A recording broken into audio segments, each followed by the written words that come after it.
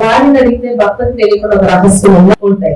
కొంతమంది భర్తలు భార్యకు తెలియకుండా ఎన్నో రహస్యాలు ఉంచుతారు. భార్య భర్తలు కలిసి రహస్యంగా ఉంటారు. పిల్లలు చూస్తే నా తల్లిదండ్రులకు తెలియకూడదని రహస్యంతో ఉంటారు.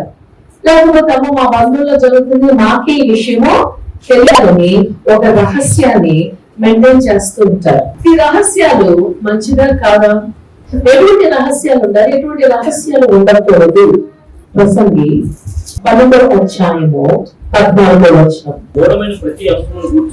గూఢమైన ప్రతి అంశమును గూర్చి దేవుడు విమర్శ చేయనప్పుడు ఆయన ప్రతిక్రియను అది మంచిదే గాని చెడ్డదే గాని అది మంచిదైనా చెడ్డదైనా తీర్పులోకి తెస్తారంట. ఏ విషయాలు దేవుడు తీర్పులోకి తెస్తానని చెప్తున్నారండి? గూఢమైన ప్రతి అంశమును గూర్చి.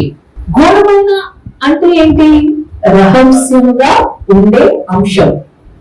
అంటే మానవుడు ఏదైతే గూఢంగా ఉంచుతారో, రహస్యంగా ఉంచుతారో, దేవుడు ఏమంటున్నారంటే విమర్శ దినమందున ఆయన ఇప్పుడు ఈ గూఢమైన రహస్యాలు ఏముంటాయంటే అందులో మంచి ఉంటది, చెడ్డది ఉంటది. కొన్ని మంచి రహస్యాలు ఉంచుతారు కొంతమంది, కొన్ని చెడ్డని రహస్యంగా ఉంచుతారు. ఈ రహస్యాలు అనేవి అది మంచిగా చెడ్డైనా సరే తీర్పులోకి తీసుకొని వస్తారంట. భూమి మీద ఉన్న ప్రతి ఒక్కరికి హృదయ రహస్యాలు ఉన్న వాళ్ళ అందరూ కూడా అది పక్క మనిషికి వినబడకపోవచ్చు, పక్క మనిషి చూడకపోవచ్చు, 4 గోడల మధ్యలో జరగచ్చు. ఎక్కడున్నా సరే ఈ రహస్యం మాత్రం ఈ గూఢమైనది అది మంచిదైనా చెడ్డదైనా సరే దేవుడు ఎక్కడికి తీసుకొస్తానన్నారంటే తీర్పులోకి తీసుకొస్తారంట. అంటే మానవుడు చేసే ప్రతి కార్యానికి తీర్పు ఉందా లేదా? ఖచ్చితంగా తీర్పు ఉంది. అందుకనే ఈ తీర్పు చెప్పే అదే విషయం చూడండి. రోమన్ రాసిన పత్రిక 2వ అధ్యాయము 16వ వచనంలో కూడా దేవుడు ఏమంటున్నారు? దేవుడు నా సువార్త ప్రకారము యేసుక్రీస్తు ద్వారా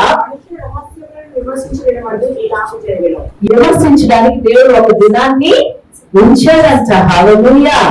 ఇప్పుడు పౌలు భక్తుడు కూడా ఏమని రాస్తున్నాడు? మనం ఆలోచన చేసే రహస్యాలు, మనకుంటే రహస్యాలు ఒక రోజు ఏమవుతారంట?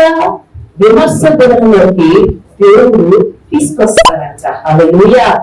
హల్లెలూయా. పాత నిబంధనలో ప్రసంగిలో కూడా ఏముంది?